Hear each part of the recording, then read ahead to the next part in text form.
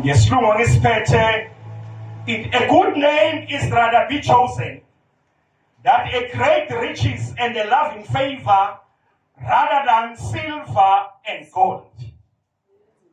Baba izwi lakho khuluma nangalo silalele.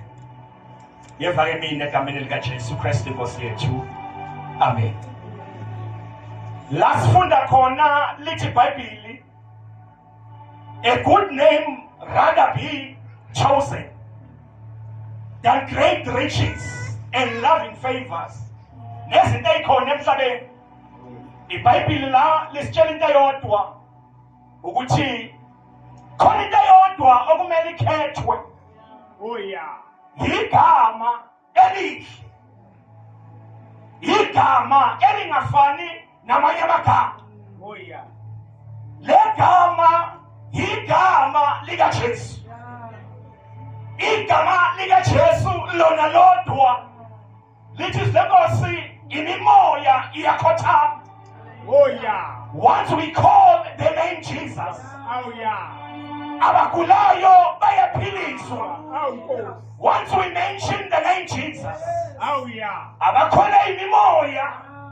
Once we declare and call the name of Jesus, amadimoni ayaqala ukubaleka.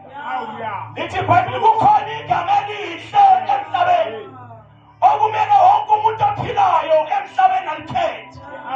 Igama lika Jesu. Hallelujah. Amen. Kunegama lika Jesu kunamandla. Kunegama lika Jesu into sifuna siyayithola. Amen. Uma sesibize lona kunezinto ezenzakalayo. Yini ekulegama lika Jesu? Kanti kwamele simemeze igama lika Jesu kunani? Kunegama lika Jesu. Wayincwadi yaza ukuthi igama elihle kumele likhethwe. Yakhetha igama kunezinye izinto ezikhona. Lithi singakhetha ama-favors, singakhethi imali, kodwa sikhethe igama lika Jesu. Ngoba imali iyaphela, ama-favor yaphela, riches of this world yaphela, kodwa igama lika Jesu lizohlala nathi forever. Lithi iBhayibheli izulu lomhlaba kuyondlula, kodwa izwi likaSibhakhe izulu remain forever.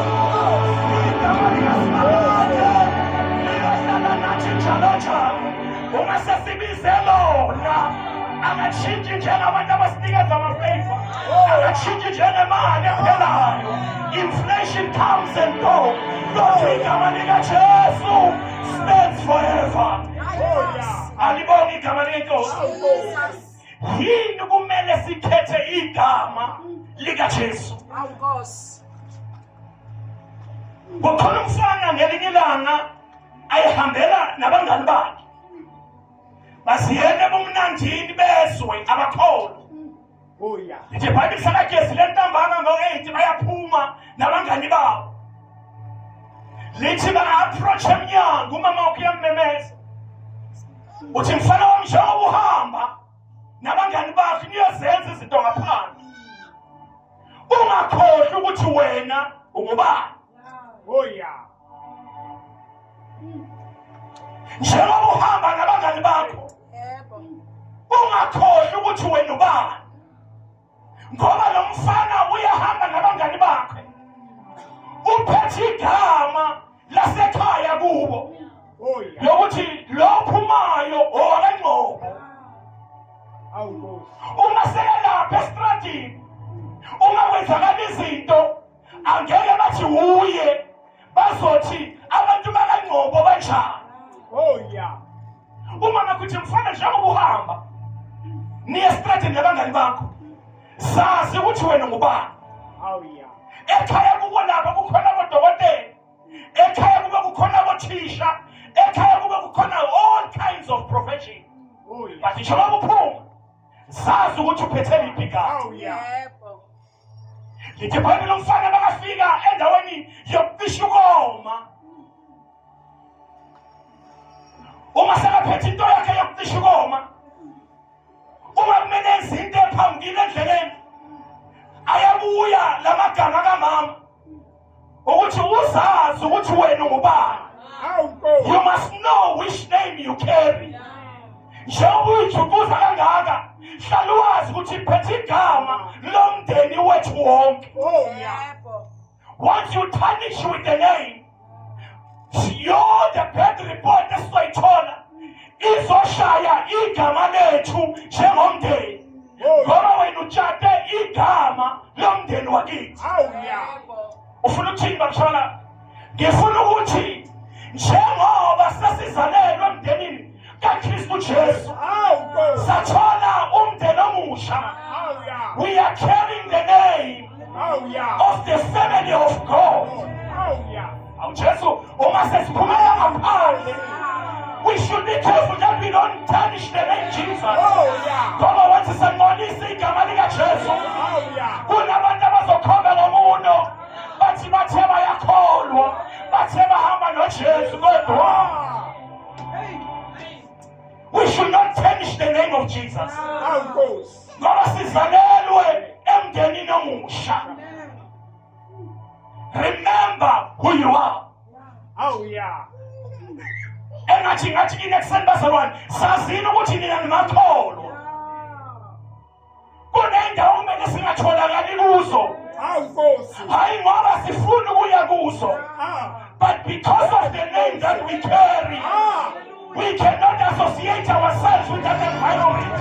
Because of the name Jesus that we carry. I would have stand ukuya labayakhona. God, we don't let the corner out here. We are carrying the name of Jesus. We cannot associate with yourself with this world. Ngoba thina sibona abantu balomhlaba. Just siphila emhlabeni kodwa thina asibona balomhlaba. We are carrying the name Jesus. That we should not tarnish with the name Jesus. We should not defile the name. SHRTC. When we accept Jesus as our Lord and Savior, we are born into the family of God. Once we declare igama lika Jesu, sesizalelwe emndenini omusha. Emndenini wethu wenkosi yethu Jesu. Once sasindiswa, we are born into the family of God. Therefore, we should not tarnish the name of God. John chapter number 1, verse number 12 says that as many as did receive and welcome him, he gave them authority to become the children of God. Abanengi abamamkelayo bangamkela bemkhizweni zabo njengenkosi. Lithi iBhayibheli ubanikeza igunya ukubizwa abantwana bakaNkulunkulu. Uma semkela uJesu njengenkosi enhliziyweni zethu, we are given authority zokubizwa abantwana bakaNkulunkulu. Once samkela uJesu njengenkosi, we are given the right to be called children of God. Hallelujah. In other words, we are changing a family. One thing adibana noJesu, uma bengizalelwe kashabalala ngakhono, kodwa one thing adibana noJesu, ngiya-adoptwa into the family of God. Hallelujah. Singabakhethiweyo thina. Angisikiwona abashabalala kuphela, but ngikhere two barrels of name. Wakashabalala ngokaNkulunkulu. Hallelujah. Kodwa kakhulukazi ngokaNkulunkulu mina. Let us not tarnish the name of Jesus that we are giving. Amen. Know who you are in Christ. When usumuntu kazana nje. Hallelujah. Uphethe isibongo noma igama elikhulu. Yebo izinto zingane zangahlangana kwamanje. Oh yeah.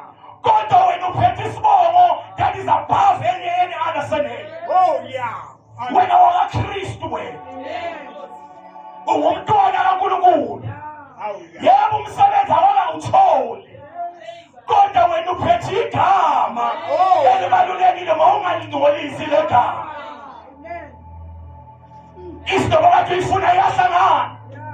But ngenxa yaleli gama hlala and have permanent residence in God. Oh yeah. Ngoba you belong to the family of God. Oh yeah. Alibonga igama lenkosi. Amen. As for the 2 Chronicles chapter number 7, verse number 14.